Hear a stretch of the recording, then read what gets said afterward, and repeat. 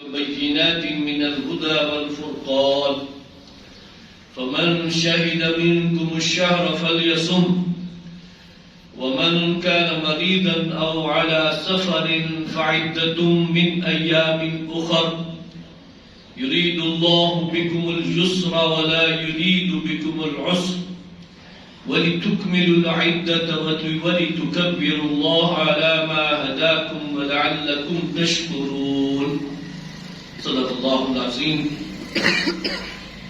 رب اشرح لي صدري ويسر لي أمري واحلل عقدة من لساني يفقهوا قولي اللهم أرنا الحق حقا وارزقنا اتباعه وأرنا الباطل باطلا وارزقنا اجتنابه اللهم فقهنا في الدين اللهم ارحمنا بالقرآن العظيم آمين يا رب العالمين سبحانك لا علم لنا إلا ما علمتنا إنك أنت العليم الحكيم حضرات گرامی، ماہ صیام جو کہ دراصل شہر القرآن ہے، اس کی برکات اور اس کی فضیلتوں سے ہم مستفید ہو رہے ہیں۔ دن کا روزہ اور رات کا قیام، یہ اس ماہ صیام کے دو اہم پروگرام ہیں۔ دن کا روزہ فرض ہے اور رات کا قیام نفل ہے، جس کو ہم فقہ کی اصطلاح میں سنت کہتے ہیں۔ نبی اکرم صلی اللہ علیہ وآلہ وسلم کے جو نوافل ہیں ان کو ہم اس طرح تعبیر کرتے ہیں کہ جو مستقل آپ نے فرض نماز کے علاوہ نوافل پڑھے ہیں، اس میں ایک سنت موقدہ ہے، یعنی وہ نوافل جو کہ آپ نے کبھی ترک نہیں کیے، الا یہ کہ کوئی شرعی جیسے سفر کے دوران یا اس طرح کوئی اور معاملات بھی ہو سکتے ہیں۔ پھر کچھ نوافل آپ نے کبھی پڑھے کبھی نہیں پڑھے، ان کو ہم غیر موقدہ سنتیں کہتے ہیں۔ اور اسی طرح سے پھر اضافی طور پر آپ نے نمازیں آپ نے ادا فرمائی، جیسے اشراق آپ سے ثابت ہے، اوابین کا ذکر بھی ملتا ہے، تہجد تو آپ صلی اللہ علیہ وسلم پر ایک اعتبار سے فرض تھی، وَمِنَ اللَّيْلِ فَتَہجد بِهِ نَافِلَةً لَكَ، یہ اضافی فریضہ جو حضور صلی اللہ علیہ وسلم پر، اس لیے آپ صلی اللہ علیہ وسلم نے سفر اور حضر میں کبھی تہجد نہیں چھوڑی۔ تو یہ جو رات کا قیام ہے، اس کو بھی نبی اکرم صلی اللہ علیہ وآلہ وسلم نے تطوع قرار دیا۔ تطوع عربی میں اس اضافی نیکی کو کہتے ہیں کہ اگر اس کو برضا اور رغبت کیا جائے تو اس پر اللہ تعالیٰ اجر عطا فرماتے ہیں، ثواب عطا فرماتے ہیں، اور اگر کسی شرعی عذر کے تحت اس کے ادا کرنے میں رکاوٹ ہو گئی ہے تو گناہ نہیں ہوتا۔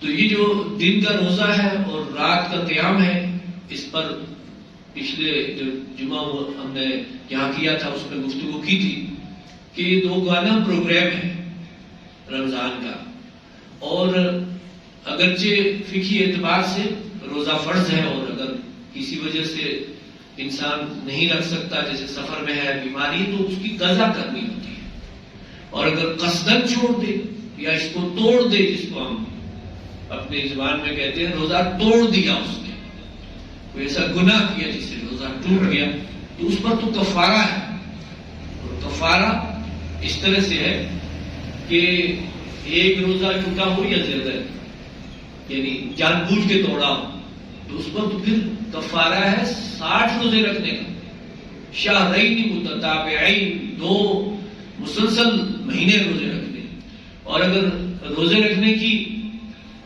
استطاعت نہ ہو، بیمار ہے ایک انسان، تو پھر 60 مسکینوں کو کھانا کھلائے، یہ کفارہ ہے۔ اور قضا کیا ہے؟ قضا یہ ہے کہ جتنے روزے چھوٹے ہیں اتنے پورے کر لیے جائیں، 1 2 3 اتنے پورے کر لیے جائیں۔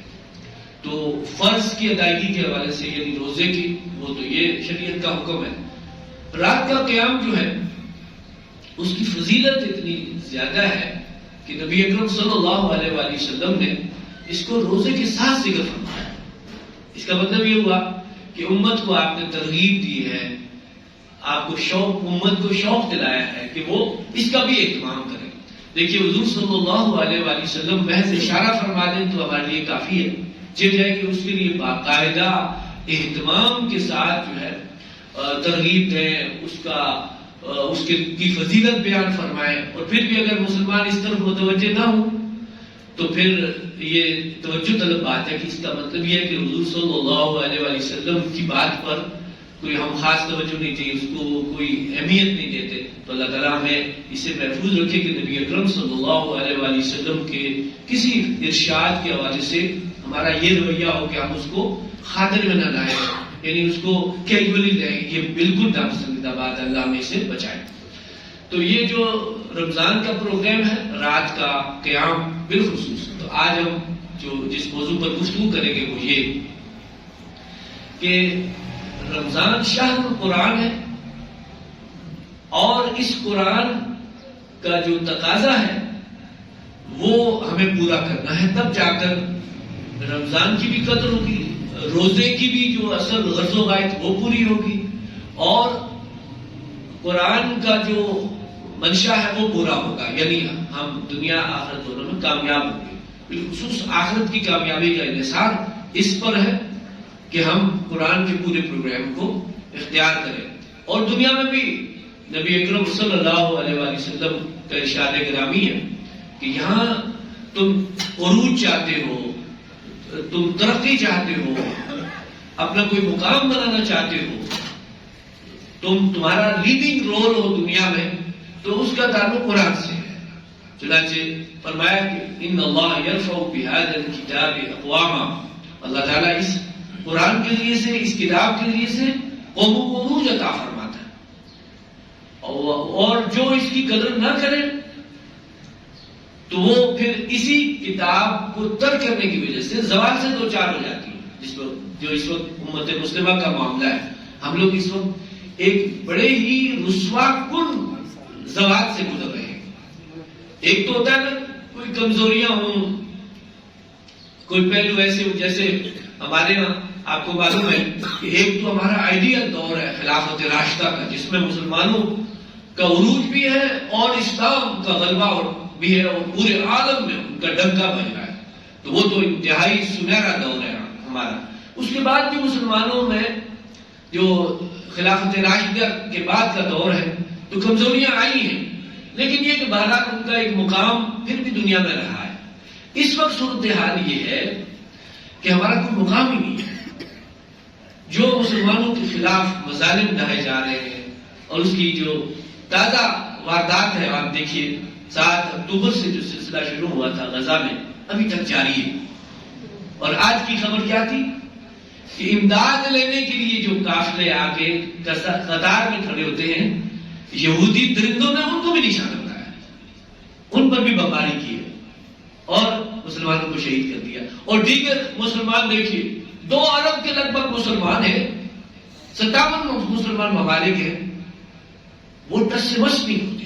آپ دیکھیے نا بمباری ہو رہی ہے مسلمانوں کے اوپر، اور بڑی بڑی افواج رکھنے والے مسلمان ممالک جو ہیں وہ ریئیکٹ نہیں کرتے، رد عمل نہیں دیتے، کوئی اسٹیٹمنٹ نہیں آتی ہے. اور اسٹیٹمنٹس جو آتی بھی ہیں، بیانات جو آتے ہیں اخبارات کی حد تک، حالانکہ وہ اخباری بیان اس کی کیا حیثیت ہے؟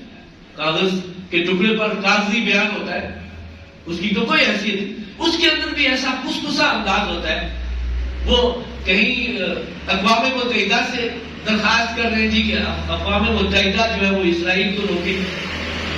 اقوام متحدہ نے پہلے ایسا کوئی کام کیا ہے؟ یہ اقوام متحدہ ہے کہاں کی؟ یہ تو اقوام منتشرہ کا سبب بنی ہے. اس نے تو قوموں کو ڈیوائڈ کیا ہے. اس کے ڈبل سٹینڈرڈز ہیں، اس کے معیارات جو ہیں دوہرے، جہاں اپنی انٹرسٹ ہوتی ہیں پہنچ جاتے ہیں. اور مسلمانوں کے خلاف تو ان کا رویہ ہمیشہ سے جو ہے وہ جانبدارانہ رہا ہے، ڈسکریمنیٹری رہا ہے. پھر بھی ہم مسلمان جو ان سے توقعات رکھ کے بیٹھے ہیں. ہم پاکستانی بھی، ہم بھی کیا کہتے ہیں، کشمیر کا مسئلہ جو ہے وہ اقوام متحدہ کی قراردادوں کے تحت ہونا چاہیے حل اس کا. ہم بڑے سادہ ہیں، سادہ نہیں بے وقوف ہے، مہا درجے کی سادگی جس کو کہتے ہیں والا. تو یہ مسلمانوں کی ذلت رسوائی، اس کا اصل سبب کیا ہے؟ وہ یہ ہے کہ ہم نے وہ خزانہ عزت چھوڑ دیا. جس کے ذریعے سے اللہ نے جو پہلے مسلمان تھے نبی اکرم صلی اللہ علیہ وآلہ وسلم اور آپ کے صحابہ رضی اللہ تعالیٰ عنہم اجمعین، ان کو جو عزت اور عظمت عطا فرمائی تھی، یہ قرآن مجید کے ذریعے سے تھی۔ اور جو اقبال نے کہا ہے بڑے سادہ انداز میں، کہتے ہیں وہ زمانے میں معزز تھے مسلمان ہو کر، اور تم خار تارے کے قرآن ہو کر۔ اور بلکہ یہ جو جس زوال کا ابھی میں ذکر کر رہا تھا، اب سوائے اس کے کہ ہم بیان کریں اس زوال، اس سے نکلنے کی کیا صورت ہے، وہی اسی لیے یہ موضوع ہم نے منتخب کیا ہے قرآن مجید کے ساتھ تعلق، تاکہ پھر ہم اس زوال سے نکلے اور عروج کی طرف جائیں، اور اس کی گارنٹی ہمیں اللہ جل جلالہ نے دی ہے، اور نبی اکرم صلی اللہ علیہ وسلم نے ایشورنس دی ہے کہ اگر تم قرآن کے ساتھ وابستہ ہو جاؤ گے اللہ تمہیں عروج عطا فرمائے گا۔ تو اقبال نے اس طرف بھی توجہ دلائی ہے کہ خارج مہجوری قرآن شدی، تم ذلیل و خوار ہو دنیا میں اس لیے کہ تم نے قرآن سے ہجرت اختیار کر لی ہے، قرآن کو ترک کر لیا ہے۔ اور قرآن کا ترک کیا ہے؟ مسلمانوں نے یہ تو نہیں کیا کہ کہتے نہیں جی قرآن کوئی چیز نعوذ باللہ نہیں ہے، نا، اس کا احترام بھی کرتے ہیں، ادب بھی کرتے ہیں، اس کو غلاف میں لپیٹ کر گھر میں رکھتے ہیں، غلاف اچھے سے اچھے سلاتے ہیں، بڑے خوبصورت اور معیاری کپڑے میں جو ہے وہ اس کو لپیٹ کے رکھتے ہیں۔ تو کیا یہ قرآن کا حق ہے؟ یا یہ کہ سونے کے تاروں سے اس کو لکھوایا جائے؟ ہمارے ہاں یہاں پنجاب کے کسی علاقے کی خاتون ہے، انہوں نے دھاگے سے قرآن لکھا ہے، اور وہ مسجد نبوی کا جو وہاں قرآن پاک رکھے ہوئے، قرآن پاک مختلف جو علاقوں میں چھپے ہیں اور وہاں وہ رکھے ہوئے، تو وہاں جب ہم دیکھنے گئے، اللہ نے توفیق دی، جب حج کے لیے گئے تو مسجد نبوی میں، تو وہاں انہوں نے دکھایا، میں نے کہا کہ پاکستان کا حیرت ہوئی کہ اچھا ماشاءاللہ بڑی محنت کی ہے، اللہ تعالیٰ اجر دے، لیکن سوال یہ ہے کہ کوئی کام اگر نبی اکرم صلی اللہ علیہ وسلم یا صحابہ کرام نے نہیں کیا یا خیر القرون میں نہیں ہوا، ٹھیک ہے، ائمہ مجتہدین نے اس پر کوئی جو حکم نہیں دیا، ہم کہاں سے یہ چیزیں لے کے آ جاتے ہیں؟ قرآن کی خدمت کا یہ بڑا جذبہ کہ دھاگے سے لکھ دیا، پتہ نہیں اس خاتون کو قرآن پڑھنا بھی آتا کہ نہیں، اس کا کبھی ترجمہ بھی اس نے پڑھا کہ نہیں۔ یہ چیزیں ڈسکریج کرے امت ان بھول بھلائیوں میں پڑھ کر نا بہت سی ایسی چیزیں اختیار کر چکی ہے جن کا کوئی دین سے تعلق نہیں ہے۔ قرآن کا اصل جو معاملہ ہے وہ کیا ہے؟ یہ جو اقبال نے شکوہ کیا نا، خارج محجوری قرآن شدی، تم ذلیل و خوار ہو کہ تم نے قرآن کو ترک کر دیا ہے۔ ترک کرنے کا کیا مطلب ہے؟ نہ تو اس کی تلاوت کی جائے، اچھا تلاوت سے بھی پہلے چونکہ عربی ہماری زبان نہیں ہے تو ہم نے سیکھنا ہے اس طرح سے قرآن کہ عربی لہن میں ہم پڑھیں، اس کے لیے تجوید کا ایک علم ہے۔ چھوٹے بچے جب حفظ کرتے ہیں تو حفظ کرنے سے پہلے ان کو نورانی قاعدہ پڑھایا جاتا ہے، کیوں؟ تاکہ جب وہ حفظ کریں تو ان کا قرآن پڑھنا صحیح ہو، مخارج صحیح ہوں، حروف کی ادائیگی درست ہو، اور اس طرح پڑھیں جس طرح قرآن پڑھنے کا حق ہے۔ تو اب قرآن کا ترک کیا ہے کہ قرآن پڑھنا ہی نہیں آتا، قرآن پر ایمان ہے لیکن قرآن پڑھنا نہیں آتا۔ اس حوالے سے کوئی شخص غفلت میں اس عمر کو پہنچ گیا ہے کہ اب اس کے لیے شاید قرآن سیکھنا جو ہے ممکن نہ ہو، وہ اگر توبہ و استغفار کرے اور محض ادب سے قرآن کو اٹھاتا بھی ہے اور اس کے اوپر صرف انگلی پھیرتا ہے تو شاید اللہ تعالیٰ اس کو معاف کر دے۔ لیکن وہ لوگ جو پڑھے لکھے ہیں اور ماشاءاللہ مختلف غیر ملکی زبانیں جانتے ہیں، ٹھیک ہے، جیسے ہمارے ہاں آپ کو معلوم ہے انگریزی جو ہے جاننا یہ بہت بڑی کوالیفیکیشن سمجھا جاتا ہے۔ انگریزی جسے آ گئی تو اس کے دو پر بارے نیارے ہو گئے اور جو سمجھے کہ بس کامیابی کی اعلیٰ ترین منزل کو پہنچ گیا۔ حالانکہ انگریزی ایک زبان ہے اور زبان ہونے کے ناطے ہم کوئی اس کی مخالفت نہیں کریں گے، زبانیں تو اللہ کی سکھلائی ہوئی ہیں، لیکن اس کے پیچھے اصل میں غلامی کی بو آ رہی ہے، چونکہ انگریز ہمارے اوپر حکومت کر کے گیا ہے تو حاکم کی زبان کی جو ہے وہ ابھی بھی ہمیں عزیز ہے، چلا گیا ہے۔ سپریم کورٹ آف پاکستان نے فیصلہ دیا کہ جی اردو کو قومی زبان قرار دیا جائے اور اس کو آفیشیل زبان بنایا جائے، یہ دفتری زبان ہو۔ آج تک اس پر عمل درآمد نہیں ہوا، تو کوئی پوچھے ان سے کہ جناب آپ کے اگر فیصلے پہ عمل درآمد نہ ہو تو آپ تو توہین عدالت کا جو مقدمہ قائم کر دیتے ہیں، اس کا نوٹس لے لیتے ہیں۔ تو جن لوگوں نے پاکستان میں جو صاحب اختیار ہیں، اگر وہ اردو کو آفیشیل زبان، دفتری زبان کے طور پر استعمال نہیں کر رہے ہیں، اختیار نہیں کر رہے، تو ان کے خلاف آپ نے کیا ایکشن کیا؟ تو آپ گویا عملاً یہ خود ثابت کر رہے ہیں کہ آپ کے فیصلوں کی کوئی حیثیت نہیں ہے۔ ویسے دین اسلام کے معاملے میں آ کر آپ اپنی رائے دینے میں بڑے اہل اپنے آپ کو سمجھتے ہیں اور اس میں بھی غلط رائے دیتے ہیں۔ آپ نے قرآن پڑھا ہی نہیں ہے، تفاسیر پڑھی ہیں، نبی اکرم صلی اللہ علیہ وآلہ وسلم کے ارشادات پڑھے، احادیث نبویہ کا مجموعہ پڑھا ہے، سیرت طیبہ پڑھی ہے، پھر آپ کوالیفائی کرتے ہیں۔ لیکن دوسروں کو نوازنے کے لیے اور بین الاقوامی طور پر پاپولر ہونے کے لیے اور قادیانیوں کا مسئلہ طے شدہ ہے، ان میں آپ فیصلہ دیتے ہیں کہ جی ان کو اجازت ہے جی قرآن چھاپنے کی، لا حول ولا قوت الا باللہ۔ اس کا مطلب ہے آپ کا خود قرآن پہ جو ہے وہ اعتبار نہیں ہے، اس پر ایمان اس کا مطلب کمزور ہے۔ بہرحال اللہ تعالیٰ ہمیں توفیق دے کہ ہم متوجہ ہوں قرآن کی طرف۔ تو قرآن کے ساتھ تعلق جوڑنے کے لیے آج جو موضوع ہمارا زیر بحث ہے وہ آپ کے سامنے میں تعین کے ساتھ، ایک تو پہلے یہ دیکھیے 2 آیات میں نے شروع میں پڑھی تھی جو روزوں سے متعلق ہے، اس میں پہلی آیت میں تو اللہ تعالیٰ کا وہ فرمان ہے کہ اللہ نے تمہارے اوپر اے ایمان والو روزے فرض کیے، یا ایھا الذین آمنوا کتب علیکم الصیام کما کتب علی الذین من قبلکم، جس طرح تم سے پہلے اوپر فرض کیے تھے۔ ٹھیک ہے، یہ تو گویا کہ فرضیت کا اعلان ہے، روزوں کی فرضیت ہو گئی، اللہ کی طرف سے فرض عائد ہو گیا اہل ایمان پر، ہر عاقل بالغ مسلمان مرد عورت پر روزے رکھنا فرض ہے، سوائے ان عذرات کے جو شرعی عذر کہلاتے ہیں، اگر وہ درپیش ہے تو اس میں پھر بعد میں گنتی پوری کرنی ہے یا دیگر جو شرعی اس کے وے آؤٹ ان کو استعمال کر سکتے ہیں۔ یہاں پہ فرمایا گیا لعلکم تتقون، تاکہ تم متقی بن جاؤ۔ روزے تم پر اس لیے فرض کیے گئے ہیں تاکہ تم متقی بن جاؤ، لعلکم تتقون۔ تو یہ متقی ہونا کیا ہے، اس پر گفتگو کریں گے اور قرآن کے جو تقاضے ہیں وہ بیان کرتے ہوئے دوسری آیت میں بطور خاص اس ماہ مقدس کی جو عظمت ہے اس کو بیان کیا اور اس کو جوڑا گیا قرآن کے ساتھ۔ فرمایا جانتے ہو یہ ماہ رمضان کیا ہے، اس کی عظمت کیا ہے؟ شہر رمضان الذی انزل فیہ القرآن، قرآن وہ مہینہ ہے، یہ رمضان وہ مہینہ ہے جس میں قرآن نازل کیا گیا ہے۔ تو گویا قرآن کا نزول ہی دراصل اس ماہ مبارک کی فضیلت کا باعث ہے۔ ویسے اگر روزوں کی جو برکاتیں اور فضیلتیں ہیں وہ تو کسی بھی مہینے میں حاصل ہو سکتی تھی، وہ ربیع الاول میں رکھتے ہم، ٹھیک ہے، وہ شوال میں رکھتے، رجب میں رکھتے، کسی اور مہینے بھی ہو سکتی، لیکن نزول قرآن کی وجہ سے اس ماہ مبارک کی جو فضیلت اور عظمت وہ بڑھ گئی، لہذا قرآن ہے وہ مرکزی موضوع جو دراصل ماہ سیام کے 2 پروگراموں کا اصل حاصل ہے۔ ماہ سیام کے 2 پروگرام کیا ہیں؟ ایک دن کا روزہ اور دوسرا رات کا قیام۔ تو دن کے روزے کا حاصل بھی کیا ہوگا؟ انسان کے اندر تقویٰ پیدا ہو، اور تقویٰ کس لیے چاہیے؟ تاکہ قرآن سے استفادہ ہو، اس لیے کہ قرآن سے استفادے کی شرط لازم تقویٰ ہے۔ اللہ تعالیٰ نے خود اس کا جو ہے اس کے بارے میں ارشاد فرمایا، یہ کتاب قرآن مجید لا ریب فیہ ھدی للمتقین، اس میں کوئی شک نہیں ہے اور یہ ہدایت ہے متقین کے لیے۔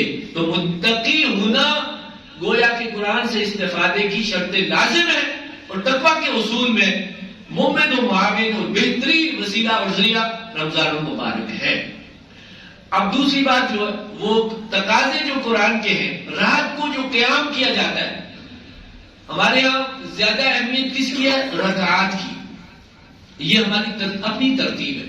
رکعات کی اہمیت اتنی نہیں ہے، اسی لیے امت کے اندر رکعات میں فرق ہے، 20 رکعات بھی امت کے اندر پڑھی جاتی ہیں، 8 رکعات بھی پڑھی جاتی ہیں، اس کا مطلب یہ تو متفرقہ بات نہیں ہے۔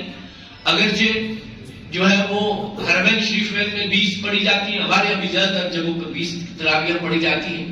اصل اہمیت قیام اللیل یعنی رات کو قرآن کے ذریعے سے بسر کرنا، اور اس کے لیے جو خوشخبری ہے نبی اکرم صلی اللہ علیہ وآلہ وسلم کی طرف سے کہ قیامت کے دن قرآن سفارش کرے گا اللہ کی جناب میں، اور وہ اس طرح سفارش کرے گا، پروردگار اس شخص کو رات کو میں نے نیند سے بیدار رکھا، انی منعتہ النوم، میں نے رات کو اسے نیند سے جگائے رکھا، تو آج میری شفاعت اس کے حق میں قبول فرما، حضور فرماتے ہیں کہ شفاعت قبول کی جائے گی، اس کا مصداق بننا۔ اس حوالے سے ہمارے یہاں رات کا قیام تھوڑا سا ہم اصل میں حفاظ کو بتاتے ہیں، ہمارے زیر تربیت جو حفاظ ہوتے ہیں یا جو ہمارے جان پہچان کے، کہ آپ ترتیب کے ساتھ قرآن پڑھیں، سکون کے ساتھ پڑھیں، بھاگے نہیں، اور ایک ایک لفظ جو واضح کر کے پڑھیں، تاکہ تم ایسا محسوس ہو کہ تمہارے دل پہ قرآن نازل ہو رہا ہے اور وہاں سے زبان پہ ادا ہو رہا ہے۔ لیکن حفاظ کی شکایت یہ ہوتی ہے کہ جی مقتدی حضرات بہت زور دیتے ہیں، مقتدی چاہتے ہیں کہ ہمیں جلد از جلد فارغ کریں، ہم فارغ رہنا چاہتے ہیں، قرآن کے ساتھ مصروف رہنا گویا ہم پسند نہیں، تو فارغ ہی رہنا چاہتے ہیں، کیا ساری زندگی فارغ ہی گزارتے ہیں؟ آپ دیکھیے ہماری اکثریت کا اس وقت معاملہ یہ ہے کہ وی ویسٹ ٹائم، ہمارے ہاں وقت کا اتنا ضیاع ہوتا ہے، حالانکہ وقت اس لیے ہے کہ اس کا مثبت استعمال ہو۔ اسی لیے آپ کو معلوم ہے جو سمجھدار لوگ ہیں وہ اپنا زیادہ تر وقت جو ہے وہ مصروف کسی پازیٹو کام میں، کوئی کریٹو کام کر رہے ہیں، اور پھر اس مصروفیت سے کوئی وقت ملے تو پھر وہ تھوڑا بہت تفریح کے لیے نکلتے ہیں، واک کرنے کے لیے نکل گئے عصر کے بعد یا فجر کے بعد، تو اس کی تو گنجائش ہے، لیکن بالکل فارغ بیٹھنا اور ایسے ہی بیٹھے رہنا اور کچھ نہیں تو ذکر ہی کرتا رہے بندہ، تو یہ درست نہیں ہے۔ تو قرآن مجید کے حوالے سے اب میں اختصار سے آپ کے سامنے عرض کرنا چاہتا ہوں کہ ماہ سیام میں ہمارا جو روزہ ہے وہ ہمیں اس قابل بنائے، یعنی جو 29 روزے ہم رکھیں گے انشاءاللہ، وہ ہمیں اس قابل بنائے کہ ہمارا تعلق قرآن سے جڑ جائے۔ اور یہ تعلق کس طرح سے جڑے گا؟ سب سے پہلے کہ ہم اپنے معمول میں قرآن کی تلاوت کو لائیں اور روزانہ قرآن مجید پڑھنے کا اہتمام کریں۔ اگر محسوس ہو کہ مجھے تو صحیح قرآن پڑھنا نہیں آتا تو پہلی فرصت میں اپنے قرآن کو صحیح کرنے کی کوشش کی جائے۔ جتنا وقت لگے گا، جیسے بزرگ ہیں، بڑے ہیں، ان کو وقت لگ سکتا ہے، ہو سکتا ہے سال لگ جائے، کوئی حرج نہیں ہے۔ یہ سال اگر آپ نے لگا لیا قرآن سیکھنے میں، اور میں آپ سے یہ بھی عرض کروں قرآن کے سیکھتے ہوئے ہی اگر انسان اگلے جہان کی طرف چل پڑتا ہے تو یہ بڑی سعادت مندی ہوگی، اللہ کے یہ بخشش کا ذریعہ بنے گا کہ اس شخص نے کوشش کی، اس طرح متوجہ ہوا، عمر نے مہلت نہیں دی، لہذا یہ اللہ کے پاس پہنچ گیا، تو یہ سعادت مندی ہوگی۔ اور جو لوگ ماشاءاللہ پڑھے لکھے ہیں اور جن کے لیے لرننگ کوئی مسئلہ نہیں ہے، اور ینگسٹرز خاص طور پر، ہر نوجوان کو انشور کرنا چاہیے کہ مجھے سورۃ الفاتحہ سے سورۃ الناس کا قرآن صحیح پڑھنا آنا چاہیے۔ کہ کیسے مسلمان ہیں ہم گریجویٹ ہو جاتے ہیں، ماسٹرز کر لیتے ہیں، ماشاءاللہ پی ایچ ڈیز کے لیے تشریف لے جاتے ہیں، اور قرآن پاک صحیح پڑھنا نہیں جانتے، تو یار سوری، بگ کوسچن مارک ہر پڑھے لکھے مسلمان کے سامنے کہ میں اللہ کو کیا جواب دوں گا، میرے پاس کیا عذر ہوگا، میں اللہ کو کیا عرض کروں گا کہ اللہ میں نے قرآن کیوں نہیں سیکھا؟ کوئی جواز نہیں ہو سکے گا۔ اس لیے اس ماہ سیام کو اپنی زندگی کا حاصل ہم بنائیں، ویسے تو ہر ماہ رمضان ہونا چاہیے، اس دفعہ اگر ہم یہ تیاری کر لیں کہ انشاءاللہ اللہ تعالیٰ کے حکم سے، اس کے اذن سے، اس کی توفیق سے ہم جو ہے وہ اگلے رمضان تک قرآن مجید صحیح پڑھنا سیکھیں گے انشاءاللہ۔ اور جن کو آتا ہے، جنہوں نے تلاوت پہلے سے تجوید سیکھی ہوئی ہے، قرآن پڑھنا جانتے ہیں، تو جان لیجئے قرآن معجزہ ہے نبی اکرم صلی اللہ علیہ وآلہ وسلم کا۔ اس کی جہاں ایک بڑی عظمت ہے کہ یہ آسانی سے یاد ہو جاتا ہے، کوئی اگر عدم توجہی کا مظاہرہ کرے، اس کی طرف جو ہے وہ التفات نہ کرے، اس سے روگردانی اور غفلت برتے، یہ بھول بھی جاتا ہے، اسی طرح بھول جاتا ہے جس طرح جلدی یاد ہوتا ہے۔ اس لیے اس کو یاد رکھنے کے لیے روزانہ کی بنیاد پر اس کے ساتھ تعلق ہو۔ اور پھر دوسری بات میں یہ عرض کروں گا کہ جو تلاوت کے آداب ہیں اور تلاوت کی جو ضرورت ہے، دیکھیے ایک تو اللہ کا حکم ہے، رسول اللہ صلی اللہ علیہ وآلہ وسلم کو حکم ہے، اتلو ما اوحی الیک من الکتاب، اے نبی صلی اللہ علیہ وآلہ وسلم آپ اس کتاب کی تلاوت کرتے رہا کیجئے مسلسل۔ اور حضور صلی اللہ علیہ وآلہ وسلم صبح و شام اس کی تلاوت، اور صحابہ کرام صبح و شام اس کی تلاوت کر رہے ہیں، اور حضور بطور خاص رات کا قیام قرآن کے ساتھ کر رہے ہیں، اور اتنا طویل قیام فرما رہے ہیں اور قرآن پڑھ رہے ہیں کہ آپ کے پاؤں مبارک سوج جاتے تھے۔ تو یہ قرآن پاک کے ساتھ ہمارا تعلق ہو.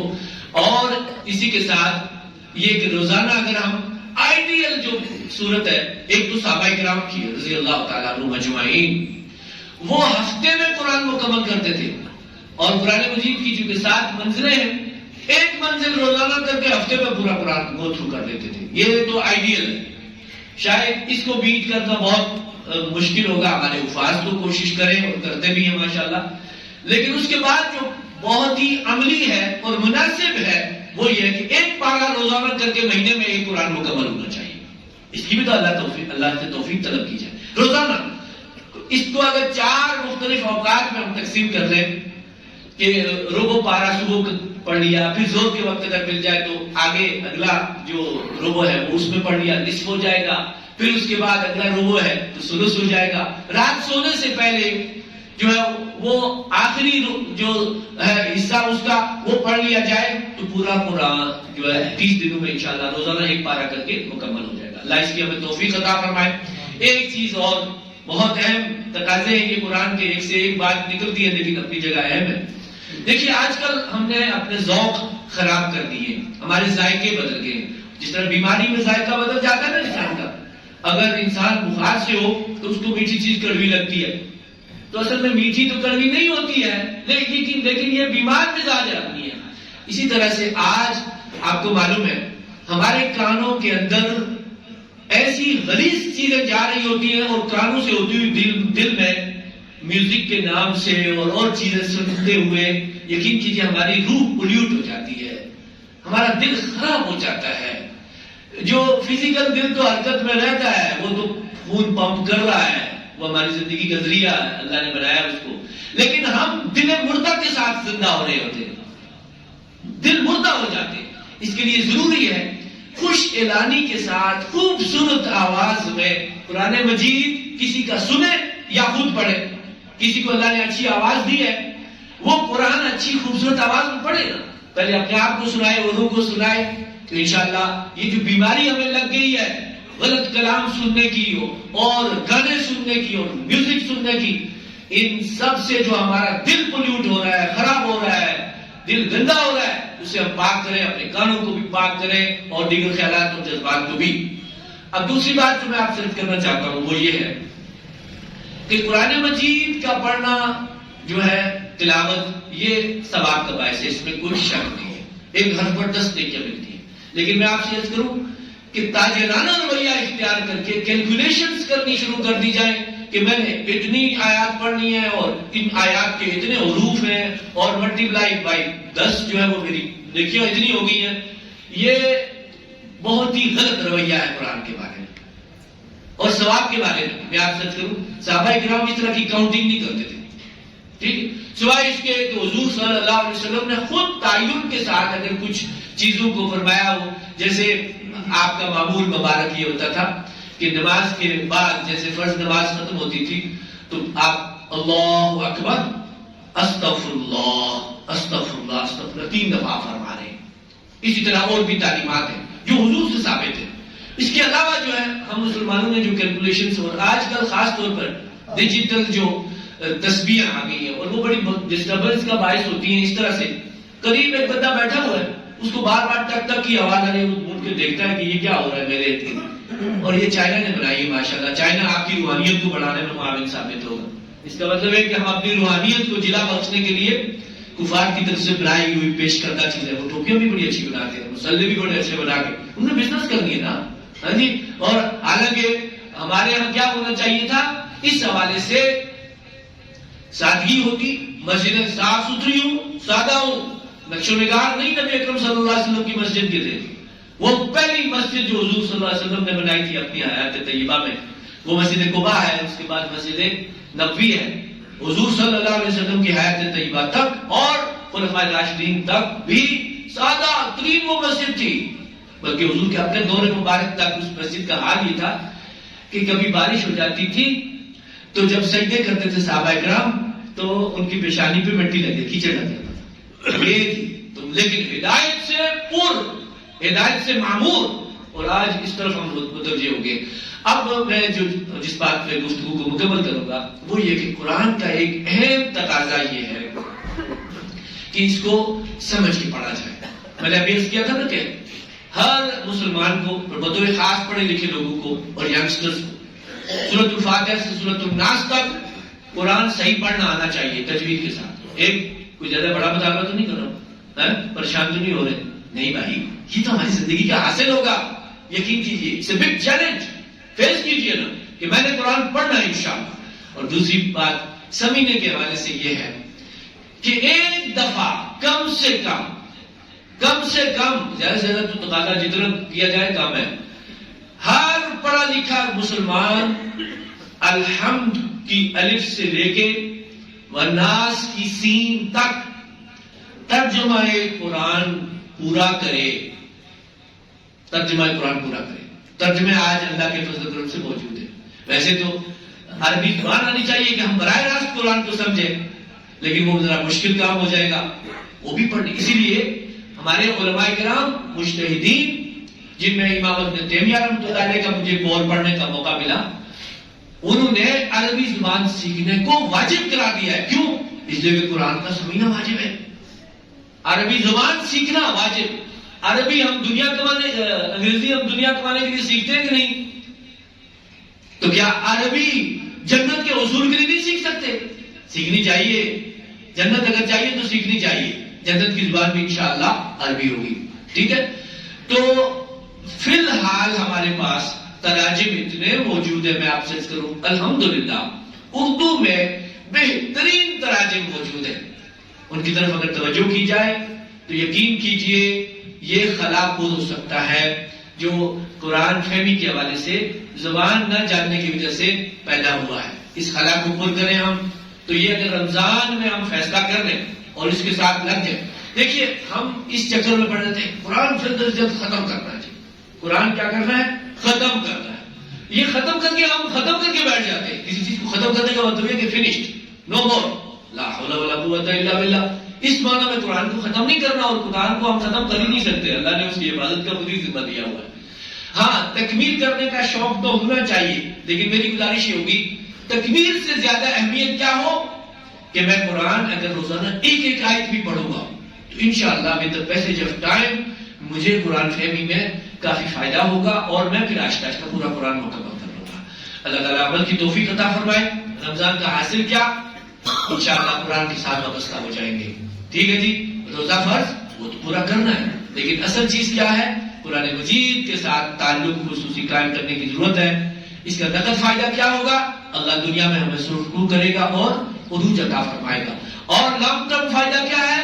اللہ تعالیٰ ہمیں جنت تک پہنچائے گا انشاءاللہ. اقول قولی ھذا استغفر اللہ لی ولکم.